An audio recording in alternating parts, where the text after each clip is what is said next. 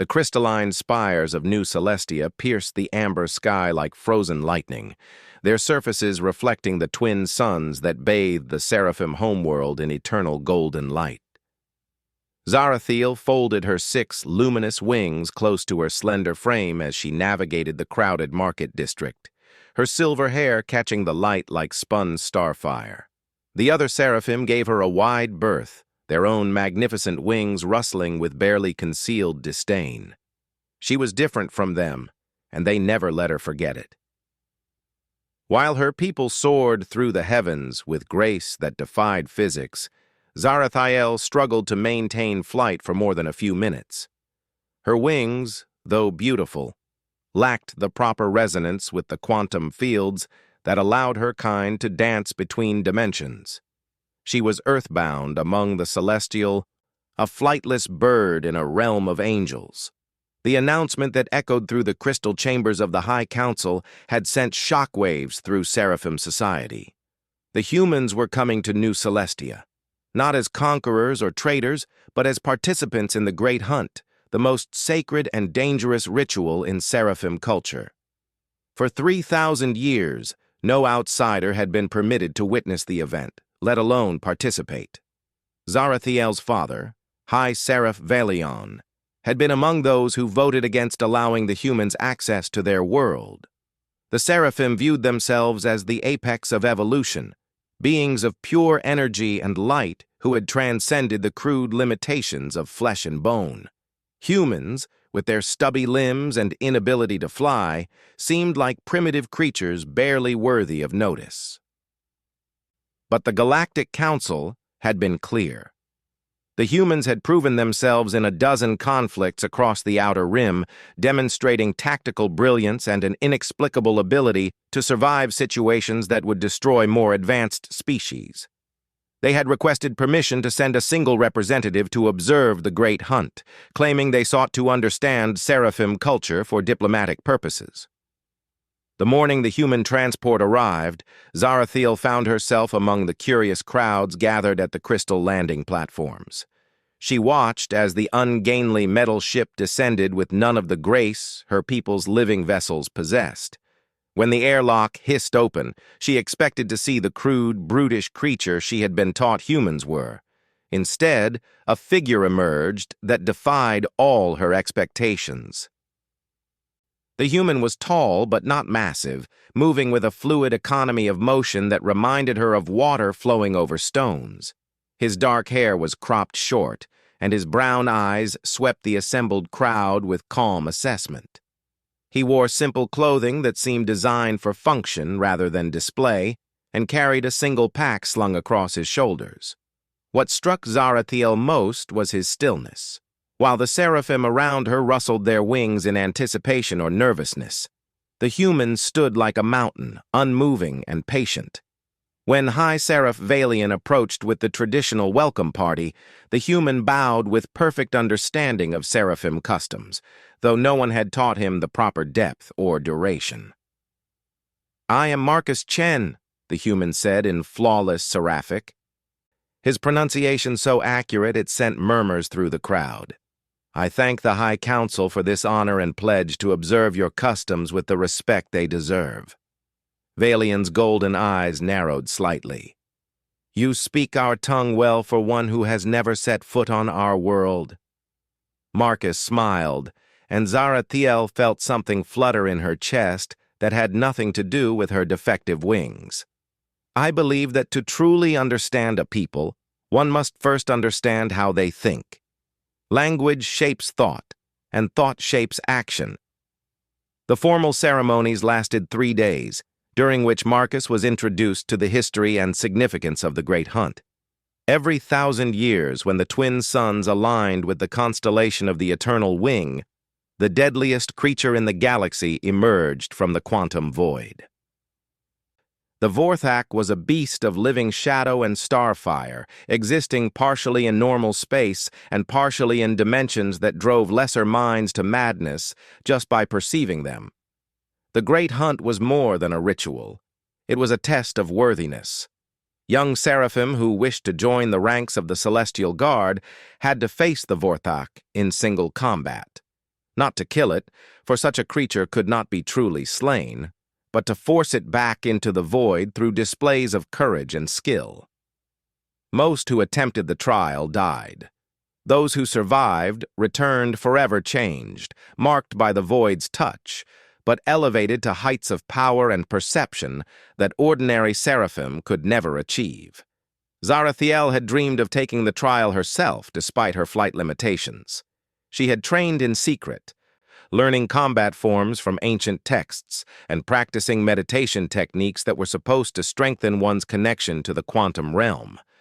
But her father had forbidden it, claiming that her defects would only lead to disgrace for their family line. As the twin suns began their convergence, the Seraphim gathered in the vast amphitheater, carved into the heart of Mount Ethros. The arena was a natural formation, a perfect circle of black stone, surrounded by tiers of crystal seats that could accommodate the entire population of New Celestia. At the center lay the summoning circle, inscribed with symbols that hurt to look at directly. Marcus sat in the section reserved for honored guests, his human eyes tracking the preparations with intense focus.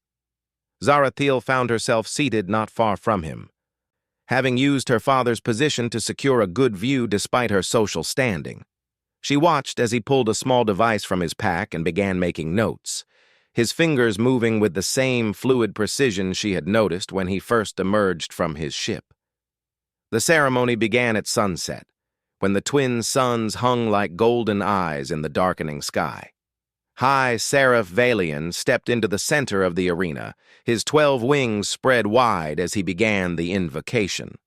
His voice carried across the amphitheater without amplification, each word resonating with harmonics that made the crystal seats vibrate like tuning forks. As the ancient phrases rolled forth, reality began to bend around the summoning circle. The air grew thick and viscous, taking on properties that belonged to no earthly atmosphere. Colors that had no names flickered at the edges of vision, and the temperature dropped until breath became visible as crystalline mist. Then it appeared. The Vorthak materialized like a nightmare-given form, its body a constantly shifting mass of midnight and starlight. It stood 20 feet tall at the shoulder with limbs that seemed to bend in directions that space should not permit. Its head was an elongated skull of polished obsidian, housing eyes that burned with the cold fire of dead galaxies. When it opened its mouth, reality tore like fabric, revealing glimpses of the howling void beyond. The assembled Seraphim fell silent, even their wing movements stilling in the presence of such cosmic horror. But Marcus leaned forward, his brown eyes bright with something that looked like fascination rather than fear. The first candidate stepped into the circle. Alien was a promising young warrior, his golden wings marking him as one of the elite bloodlines. He moved with confidence born of centuries of training, his crystal blade singing as he drew it from its sheath. The Vorthak regarded him with alien interest, its head tilting in a way that suggested it was looking at him through multiple dimensions simultaneously. The battle lasted exactly 37 seconds. Alien managed to land 3 strikes on the creature's shifting form before it reached out with one impossibly long arm and touched his forehead with a single claw. The young Seraphim screamed once, a sound that shattered crystal formations half a mile away before collapsing into a heap of smoldering robes. His wings, those magnificent golden membranes that had been his pride, crumbled to ash and were scattered by winds that blew from no earthly direction. 2 more candidates followed. Both died in similar fashion, their deaths serving only to demonstrate the futility of conventional tactics against a being that existed beyond the normal rules of reality. The Seraphim watched in growing dismay as their finest warriors fell like grain before the scythe. It was then that Marcus stood up.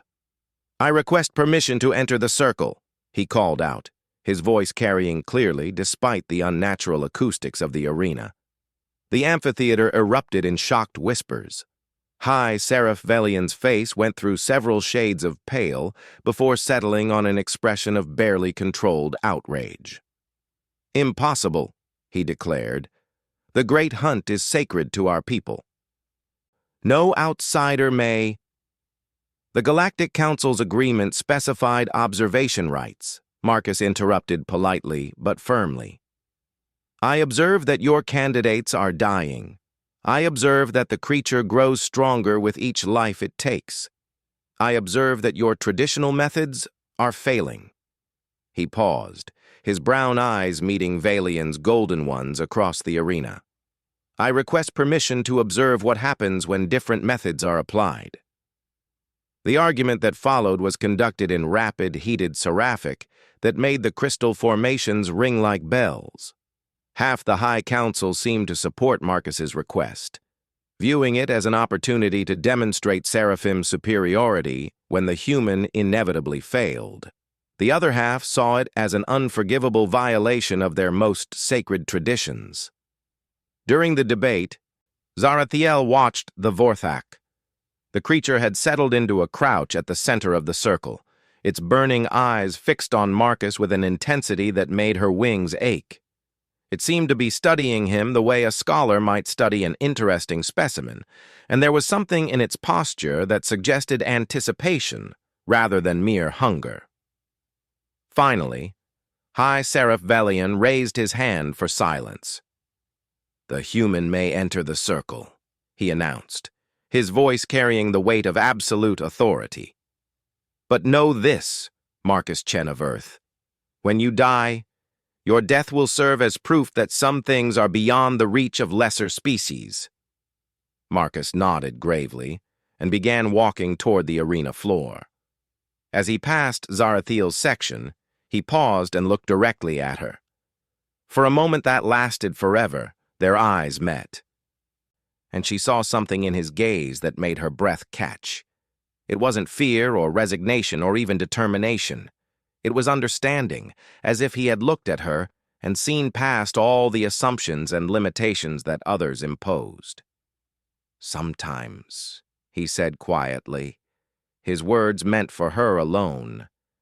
"The most beautiful flights are taken by those who were never supposed to leave the ground." Then he was past her, walking down the crystal steps toward the summoning circle with the same fluid grace he had displayed since arriving on New Celestia. The Vorthak watched his approach with what might have been amusement, its impossible form shifting and rippling like a reflection in disturbed water. As Marcus reached the edge of the circle, he did something that no Seraphim candidate had thought to do.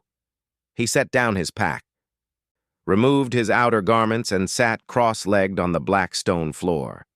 The Vorthak's head tilted further, its burning eyes narrowing to slits of cold fire. What happened next would be remembered in Seraphim songs for generations to come. Marcus Chen, the human who should not have been there, who had no wings to carry him toward the heavens and no quantum resonance to bend reality to his will, looked up at the deadliest creature in the galaxy and spoke to it in a language that predated the birth of stars.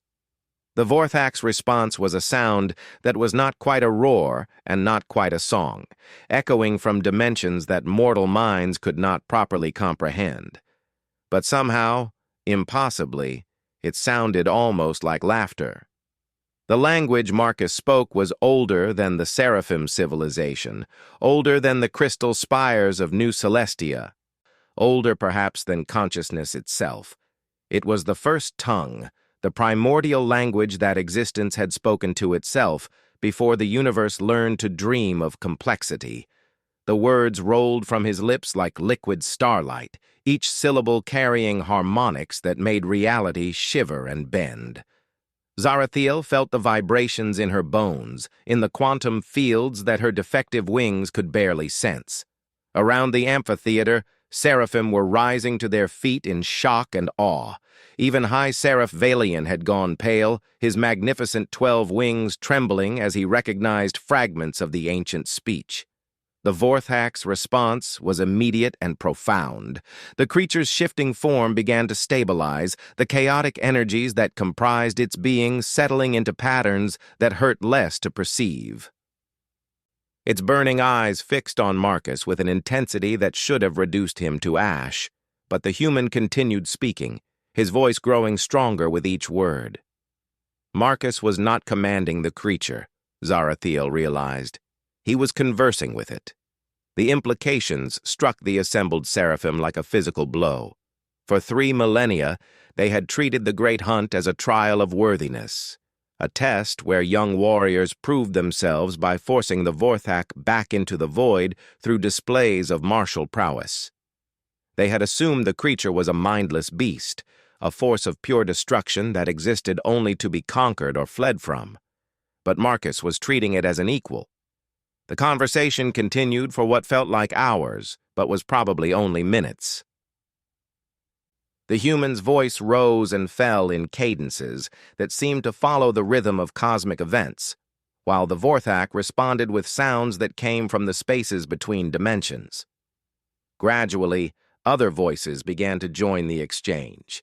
They came from everywhere and nowhere, whispers in languages that had never been written down, speakers whose throats had been dust for billions of years. The void itself was participating in the dialogue, and Marcus Chen was somehow serving as translator for a conversation that spanned the breadth of existence.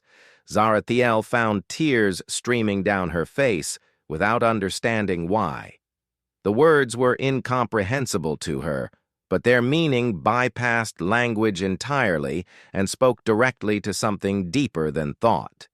She was witnessing the universe having a conversation with itself, mediated by a human who should not have been capable of understanding even the basic concepts involved. Then, as suddenly as it had begun, the conversation ended. The Vorthak settled back on its haunches, its burning eyes dimming to a more tolerable level. The whispers from the void faded into silence, leaving only the sound of 10,000 seraphim breathing in unison. Marcus rose smoothly to his feet, showing no signs of strain despite what he had just accomplished. He bowed deeply to the Vorthak, who returned the gesture with surprising grace for a creature of its size.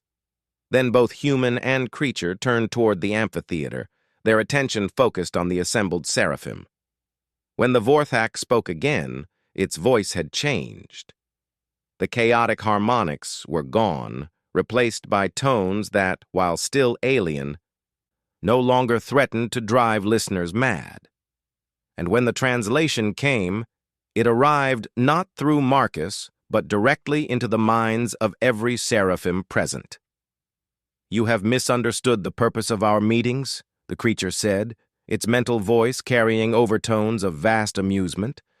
"For 3,000 years, you have sent your young to face me in combat, believing that I existed to test your worthiness for advancement. You were wrong." The amphitheater erupted in confused murmurs, but the Vorthak continued speaking, its words cutting through the noise like a blade through silk. "I am not your enemy to be conquered. I am your teacher, come to offer lessons that can only be learned in the presence of death. Your warriors died not because they were weak, but because they approached me with the assumption that strength meant domination. They sought to force me back into the void through displays of power, never understanding that the greatest power often lies in knowing when not to fight." High Seraph Valian stepped forward, his golden wings spread in a formal challenge posture. "Then what is the true purpose of the Great Hunt? What lesson were we supposed to learn?" The Vorthak's attention shifted to the High Seraph, and Valian visibly struggled not to step back under that cosmic gaze. "The lesson is simple, yet difficult for proud species to accept. True strength comes not from the ability to destroy, but from the wisdom to understand. The human demonstrated this by choosing dialogue over violence, by seeking to comprehend rather than conquer." Marcus stepped forward, his voice carrying clearly across the arena. "The Vorthak is what humans call a teacher spirit, a being whose purpose is to guide others toward greater understanding. On my world, we have legends of such creatures. They appear when civilizations reach critical junctures in their development, offering wisdom to those brave enough to look beyond surface appearances. The implications of his words sent shockwaves through the assembled Seraphim. For 3 millennia, their greatest heroes had been dying because they had completely misunderstood the nature of their trial. They had been trying to solve the wrong problem, but the Vorthak was not finished speaking. Its attention turned toward Zarathiel, and she felt the weight of that cosmic regard like a physical touch. There is one among you who has long understood this truth, though she has never had the opportunity to demonstrate it. Every eye in the amphitheater turned toward Zarathiel. She felt her face burn with embarrassment and confusion as thousands of her people stared at her. What could the creature possibly see in her?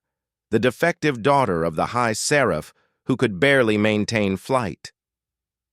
Zarathiel of the Silver Wings, the Vorthak continued, you have spent your life believing yourself weak because you cannot soar as high as your kinfolk. Yet you alone among them have learned to find strength in stillness, wisdom in observation, and courage in accepting what you cannot change while working to change what you can. The creature's form began to shift again, becoming more solid and less threatening. Approach, young Seraph. Let us speak of the things you have learned in your earthbound contemplations. Zarathiel's legs felt like water as she made her way down to the arena floor. Behind her, she could hear her father's voice raised in protest, but the High Council was already overruling him. Whatever was happening here, it was beyond the authority of any single seraph to stop. As she entered the summoning circle, she felt the oppressive weight of the void energies that surrounded the Vorthak. But instead of the crushing despair that had overwhelmed the previous candidates, she experienced something closer to recognition. The creature's presence reminded her of the long nights she had spent in meditation, learning to find peace in her limitations rather than raging against them. You understand, the Vorthak said, its mental voice gentle now. You have learned to listen rather than speak, to observe rather than act, to be still rather than struggle. These are not signs of weakness, but of wisdom beyond your years. Zarathiel found her voice, though it came out as barely more than a whisper. I never thought I was wise. I only thought I was broken. The creature's laugh was like the sound of stars being born. The broken often see truths that the whole cannot perceive. Your defective wings have forced you to find other ways of soaring. Your father sees only what you cannot do, but I see what you have become because of those limitations. Marcus stepped closer, his brown eyes bright with understanding. On my world, we have a saying, the reed that bends survives the storm that breaks the mighty oak. Zarathiel has learned to be the reed. The Vorthak nodded its massive head. Precisely. And now, young Seraph, I offer you the same choice I have offered your people for 3 millennia. Will you try to force me back into the void through displays of power, or will you seek to understand the lesson I have come to teach? Zarathiel looked around the arena, taking in the shattered crystal formations left by the death screams of the previous candidates, the scattered ashes of their magnificent wings, the shocked faces of her people in the amphitheater above. Then she looked at Marcus, whose calm presence had somehow made all of this possible. I choose understanding, she said, her voice growing stronger. But I don't know what questions to ask. The questions will come, the Vorthak assured her. But first, you must learn to see me as I truly am, not as your people have imagined me to be. The creature began to change, its form flowing like liquid shadow until it stood revealed in its true shape.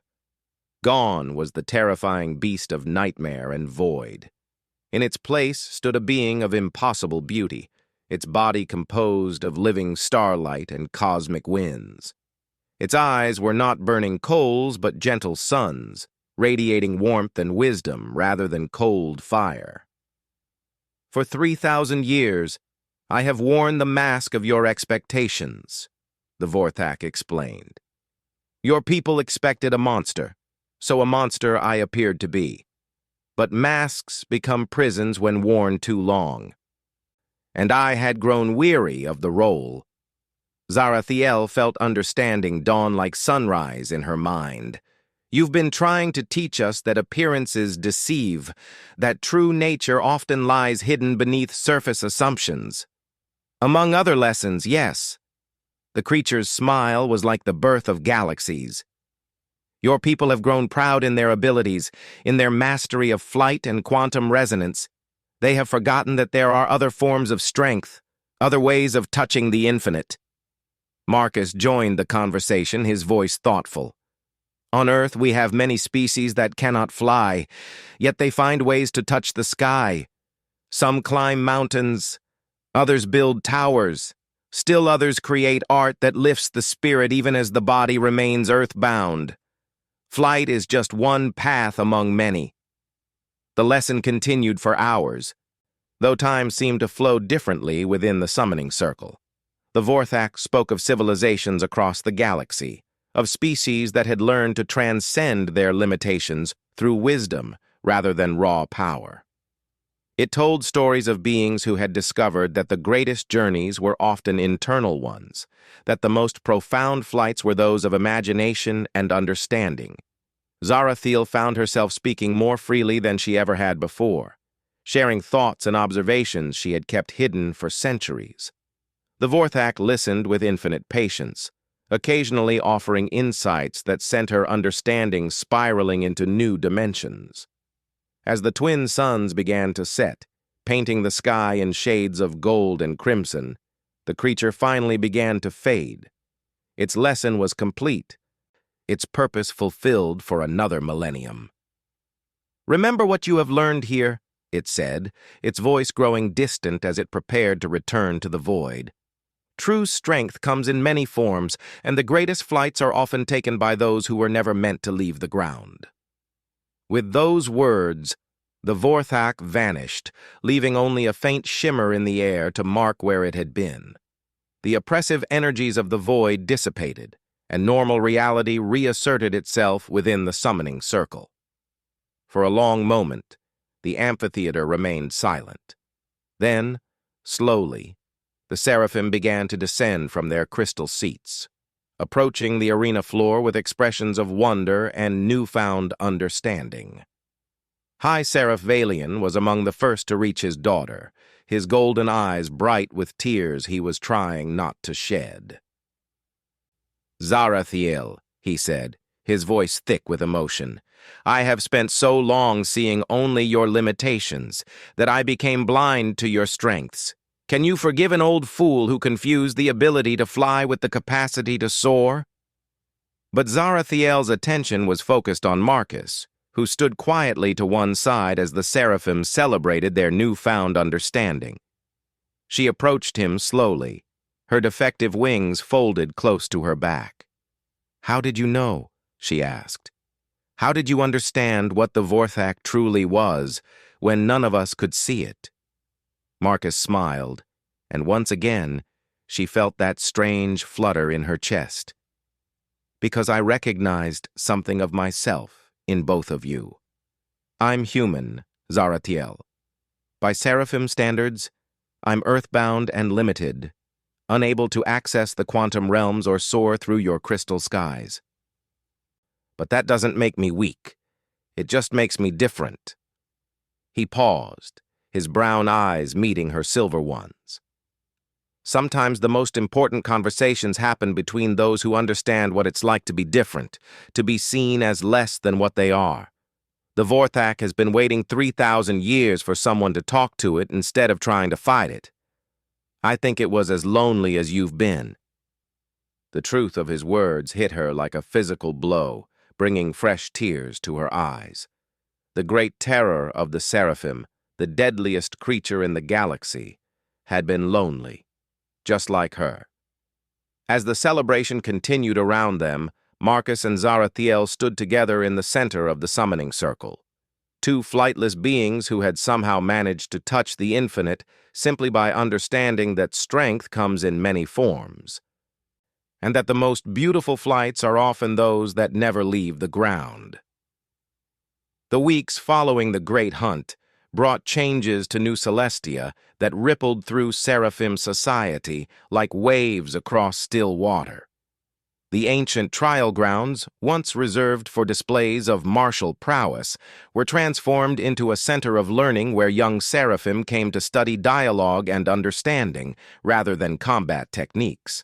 The crystal archives were open to researchers seeking to decode the first tongue, while philosophers debated the implications of 3 millennia of misunderstood tradition.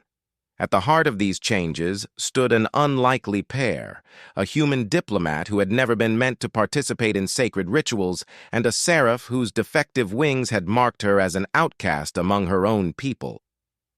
Marcus had been invited to extend his stay indefinitely, his insights into interspecies communication deemed invaluable by the High Council. Zarathiel found herself appointed as his cultural liaison, a position that would have been unthinkable just a month earlier. They worked together in the newly established Center for Cosmic Understanding, a crystalline dome that had been built in the shadow of Mount Ethros. The building itself was a testament to the new philosophy taking root among the Seraphim. Rather than soaring impossibly high like the traditional spires, it grew organically from the mountain's base, its chambers carved into the living rock rather than suspended in the air. "It's fitting," Marcus observed as they stood on the center's main observation deck, watching the twin suns set over the city below. "A place of learning that keeps its feet on the ground while reaching for the stars through knowledge rather than altitude." Zarathiel smiled, her silver wings catching the fading light. Over the past weeks, she had discovered that her supposed defects were actually advantages in their work together. Her inability to achieve the quantum flights of other Seraphim meant she experienced reality in a more linear, human-compatible way. She could understand Marcus's perspective in ways that her more advanced kinfolk could not, while translating Seraphim concepts into forms he could grasp. "My father came by earlier," she said, settling into one of the carved stone seats that Marcus had designed for their shared comfort. "He wanted to apologize again for opposing your participation in the hunt." Marcus waved dismissively. His attention focused on a data tablet displaying linguistic analyses from their morning session. Valian was protecting his people's traditions. I can't fault him for that. If anything, I respect him more for being willing to change his mind when presented with new evidence. It was true. High Seraph Valian had become one of their strongest supporters, his 12 golden wings often seen in the center's corridors as he consulted with researchers and scholars. The transformation in the proud Seraph leader was remarkable, but no more so than the changes occurring throughout their society. "The delegation from the Andromedan Collective arrives tomorrow," Zarathiel mentioned, checking their schedule. "They're requesting a demonstration of the new communication protocols we've developed." Marcus nodded without looking up from his tablet. "The crystalline choir technique should work for them. Their harmonic sensitivity is similar to yours, just operating on different frequencies." The technique he referenced was one of their most successful innovations. By combining Seraphim quantum resonance with human pattern recognition, they had discovered ways to establish meaningful communication with species that had previously been considered incomprehensible. The method involved Zarathiel using her defective wings to generate specific harmonic patterns, while Marcus provided the conceptual framework for translation. Their work had already facilitated first contact with 3 previously hostile species and resolved 2 diplomatic crises that had been festering for decades.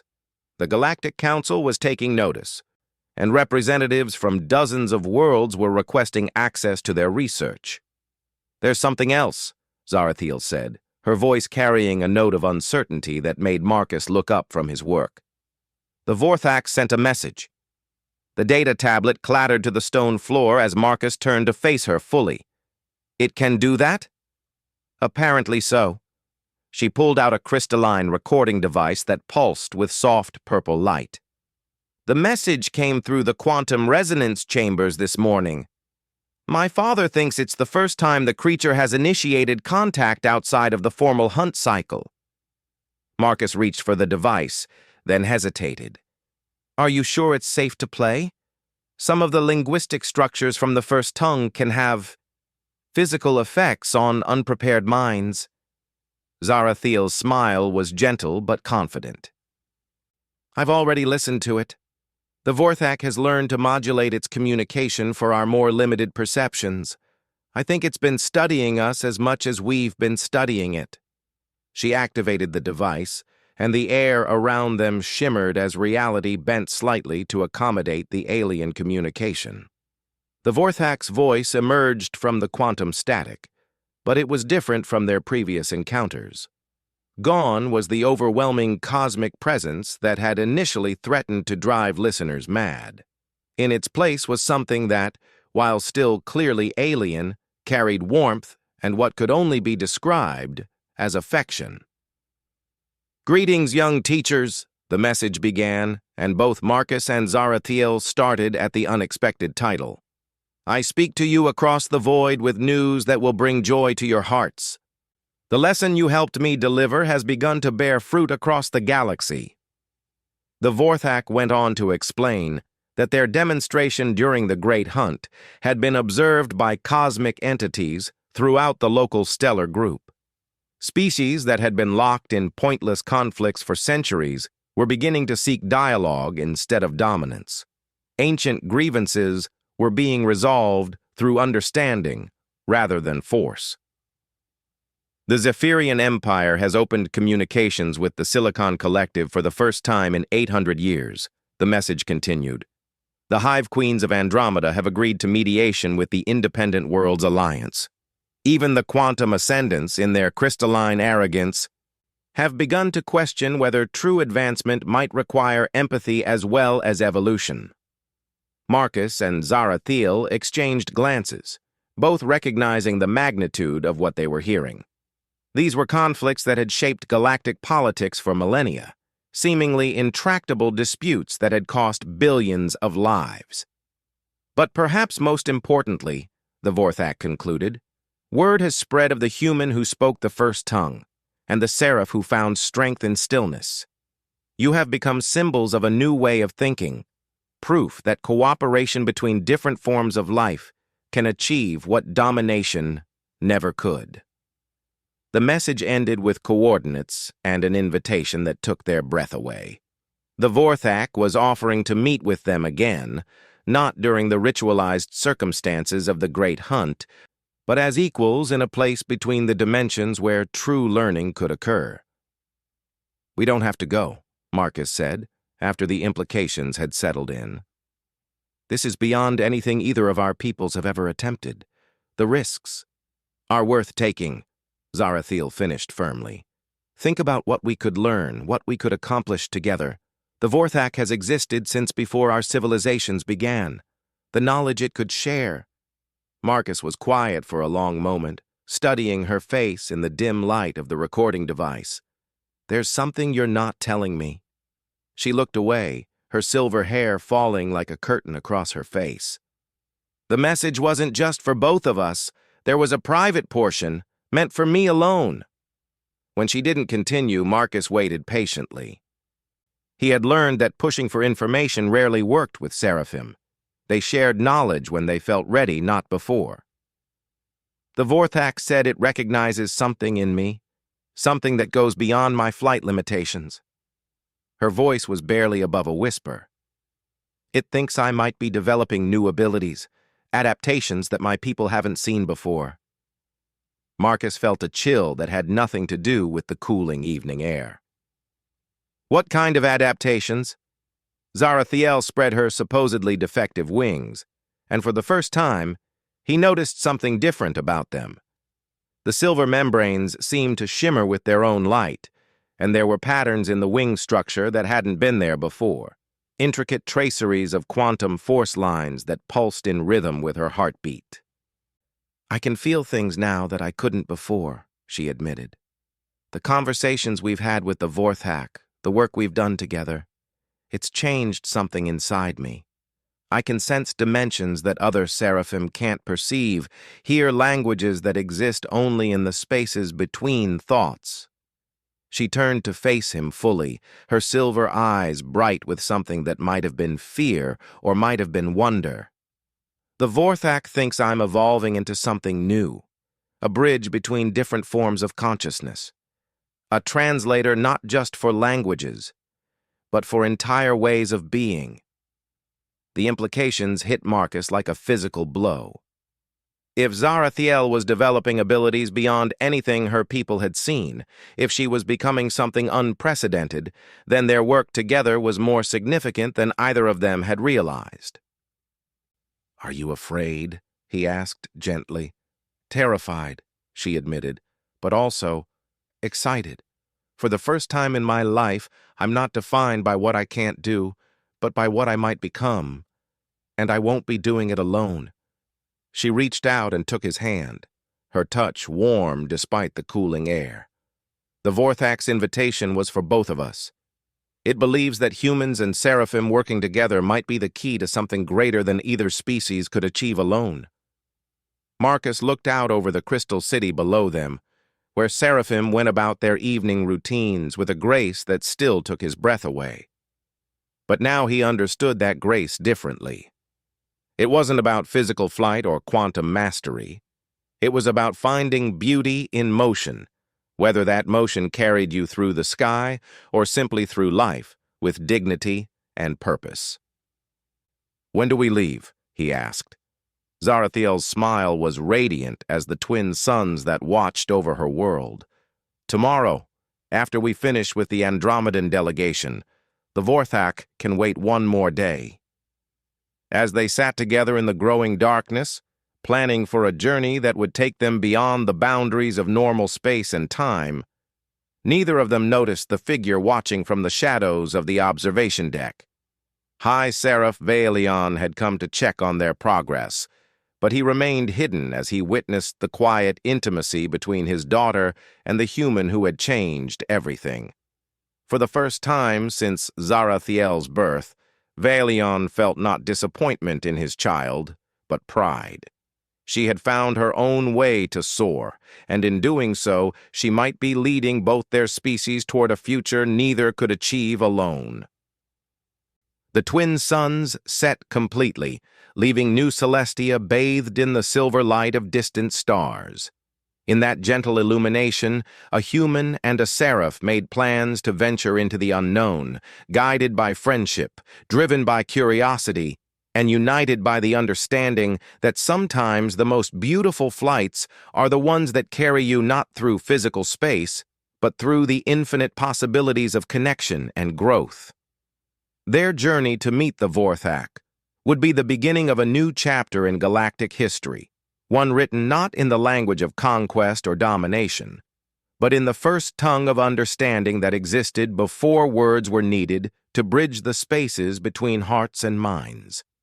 The greatest hunt of all was about to begin, the hunt for wisdom, for connection, and for the courage to become more than either species had ever dreamed possible alone.